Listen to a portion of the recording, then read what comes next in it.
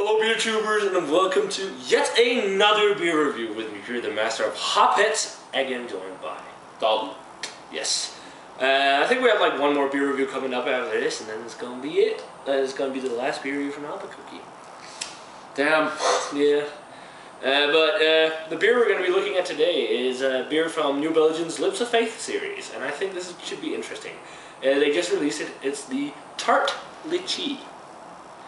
Like, lychee is this tropical fruit, if you don't know it. It's like red, and it's got like spikes on it. You peel off the skin, and inside there's this white flesh with a huge seed in the middle.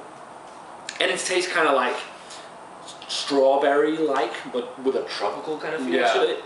It's real sweet. Yeah, super strawberry, sweet, tropical. But it's really nice. It's a good nice fruit. But what they did with this, it's a 7.5%. It's like two different beers they blended. It's 56% ale aged in oak barrels, which is their what was it called? Felix beer, and then 44% of an ale they did with the lychee and cinnamon in a sour. That's interesting. But it says here on the side, too sweet and sour. In celebration of one of the greatest combinations ever, lychee fruit brings tropical sweetness to the party hosted by Felix, our golden wood-aged sour beer. Cinnamon sticks were invited to spice things up, and so are you. Get in on the tasty revelry that is Tart Lychee. Should be interesting.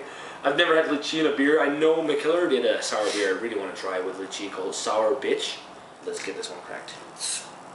My parents have owned a restaurant called Mafuli. So we got the Tart Lychee poured here, and I actually thought it would be like a dark sour, but it isn't. It's like a, well, it said that it had a golden ale in it, but I actually still expected it to be darker. But it is like a golden. It's a nice golden, kind of a dark yellow.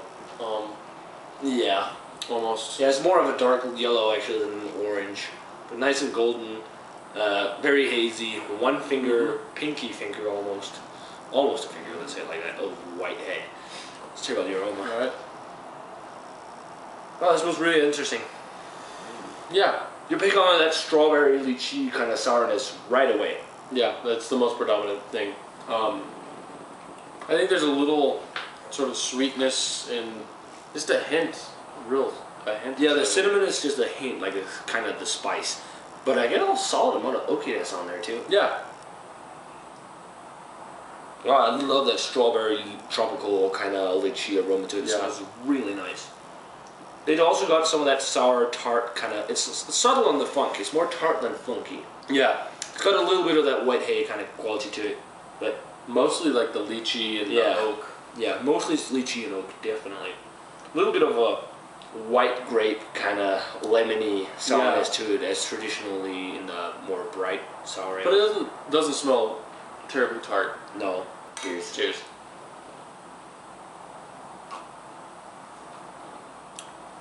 Oh, that's definitely tart. Oh, that's interesting. Like at first, up front, you get the tart lychee and the sour flavors. Well, then it fades into more of like a traditional Belgian golden ale flavor. Yeah. Kind of like it balances, it smooths out, and gets a little spice note from the cinnamon. Yeah, and I like how they've been subtle with the cinnamon, because the cinnamon could dominate the entire beer. If you weren't careful. I think it's a nice amount of cinnamon.